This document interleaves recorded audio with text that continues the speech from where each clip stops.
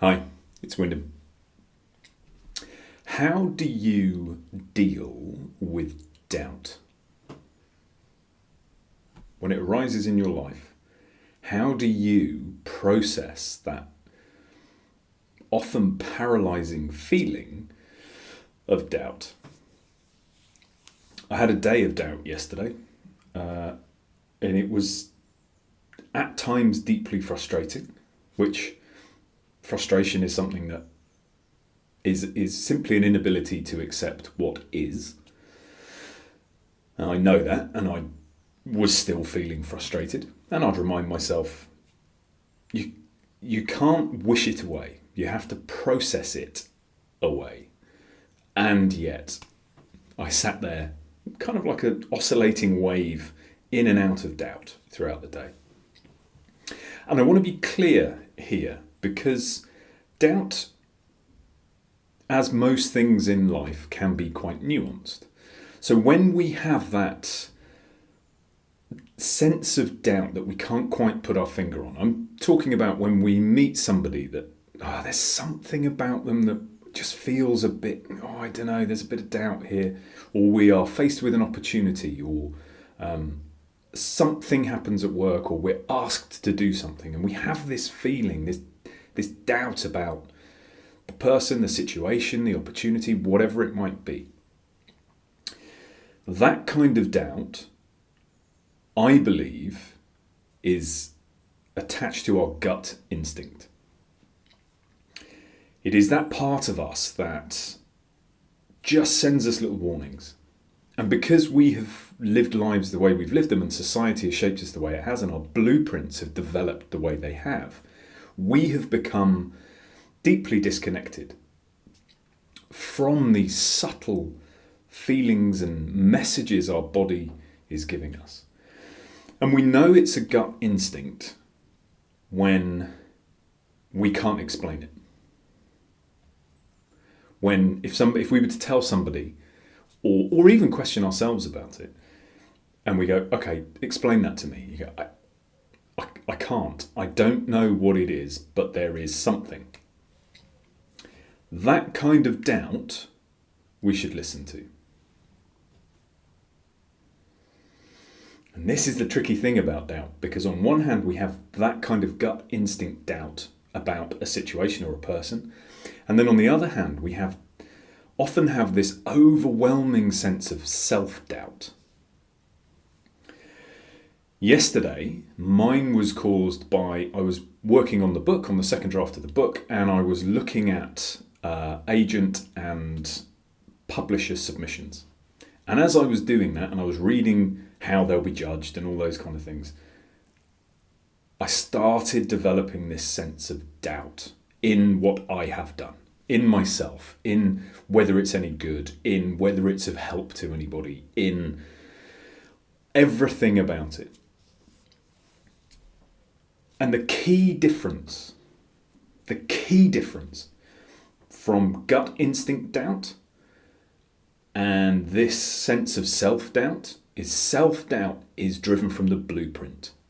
It is more surface, if you see what I mean. So gut instinct is deep, deep, deep within us. It's why we can't explain it.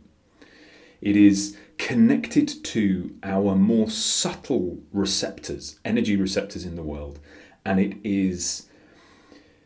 has been part of us as human beings for a lot longer than our modern blueprint. And critically, the way we can tell them apart is, what are the stories we're telling ourselves? And this is the important bit. So whatever you currently do with your doubt, here is I was about to say rock solid guaranteed way of telling the difference between these two types of doubt. I'm going to go with it. It's a rock solid guaranteed way. We tune in to the stories we are telling ourselves associated with whatever that doubt is.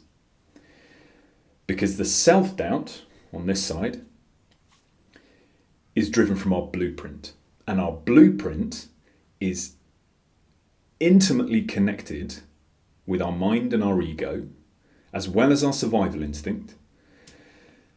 And our mind and our ego are intimately connected to our storytelling mechanisms, the apparatus in our heads that creates these convoluting, wonderful stories that almost always, that very often diminish us, expose us to danger, expose us to judgment. The blueprint has direct access to that mechanism of our brain. Our gut instinct is way deeper, way deeper within us. And it is far older. So it has no direct connection with our storytelling capability. And as such, that is why when somebody asks us to explain why we feel a bit off about something, we can't. We say, I really don't know, but there is something about this that doesn't feel right. Gut instinct. If we have a wave of doubt crash over us and our mind immediately kicks in and goes, well, actually, it's because that book you've written is not very good. Who the hell do you think, really, who do you think you are? Why would anybody care about your story as the basis of this philosophy that you've created? Nobody knows who you are. Your story isn't important. People want scientific regimen. People want famous people or PhDs or some other external measure of validity to their message. You have none of those things. Nobody is going to care.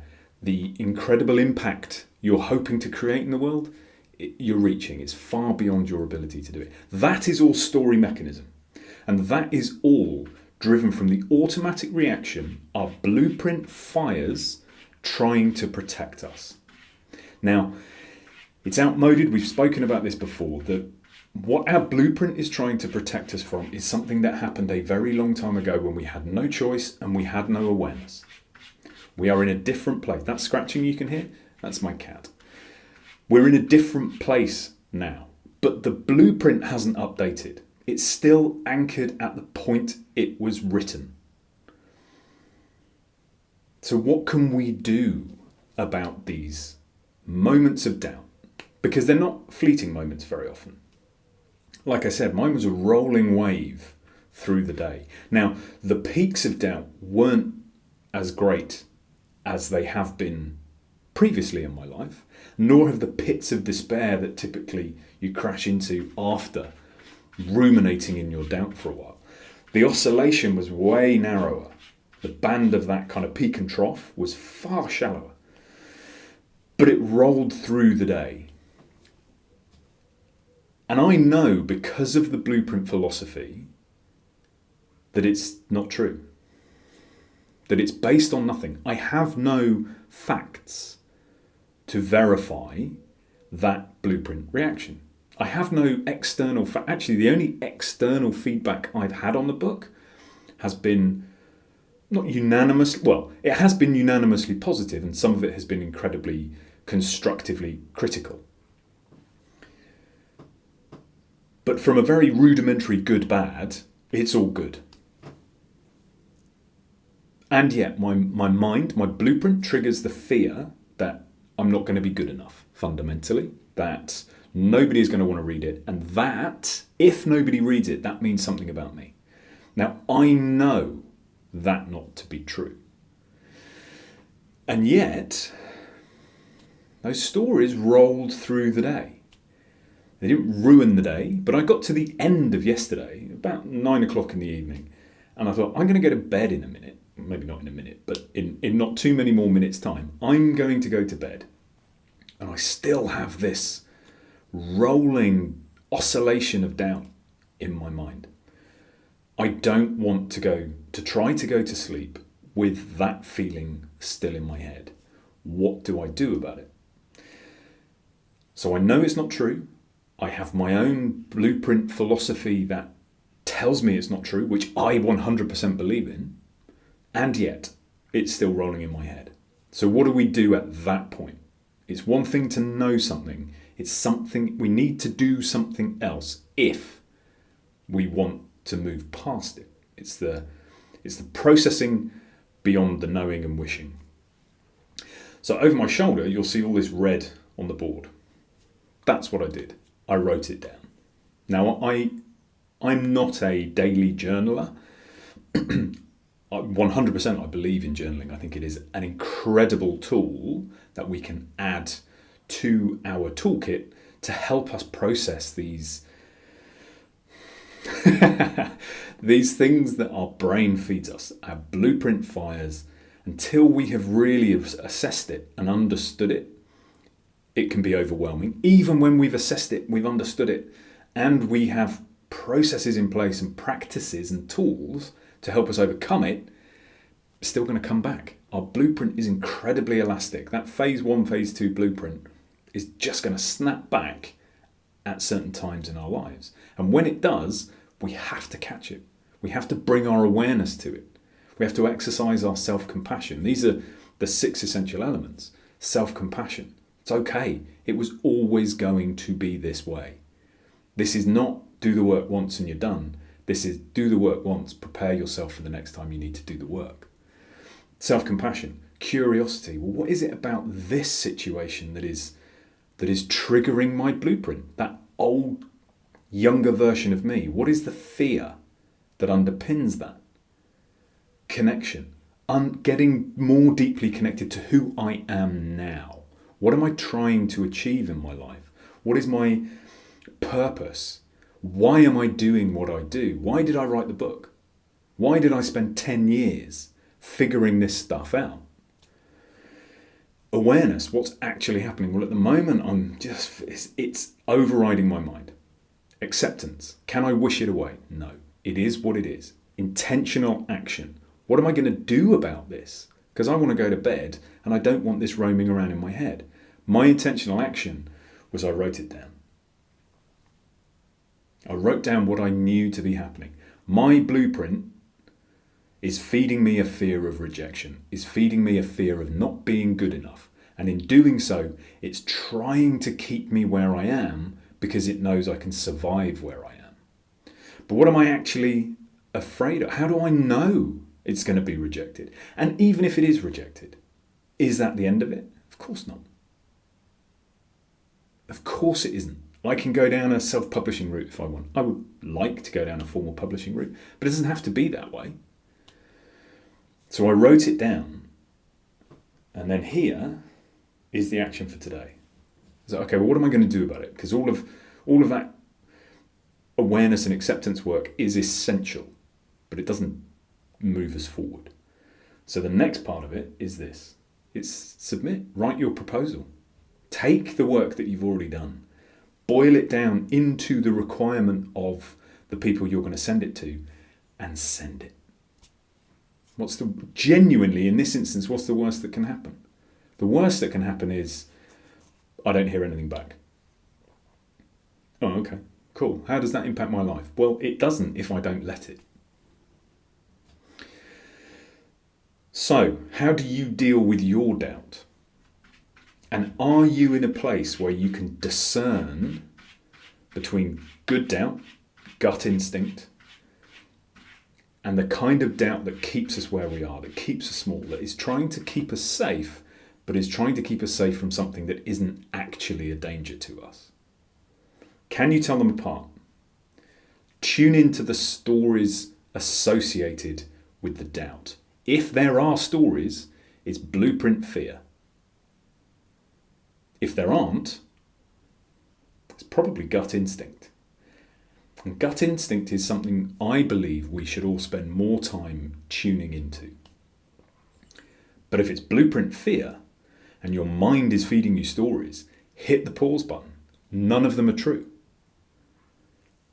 Give yourself some compassion. Practice the 6 essential elements: compassion, curiosity, connection, awareness, acceptance, intentional action. And actively move yourself forward. And this will be almost certainly will be a multi-process process. Multi-process process? That doesn't sound very good. Multi-part process. The first part for me was getting it out of my head. Really taking the time to crystallize what the problem was. Then you move on to, well, okay, what do I do about that now? That's it. I'll leave you with that. When the doubt comes knocking, and it will, it does for all of us, that is an inalienable truth. We will all, at some point, suffer self-doubt. The real challenge is, what do we do about it? How do we prevent it from just nailing us to the floor? How do we process our way out of it? I leave you with that. I wish you a peaceful and joyful few days, and I will speak to you soon.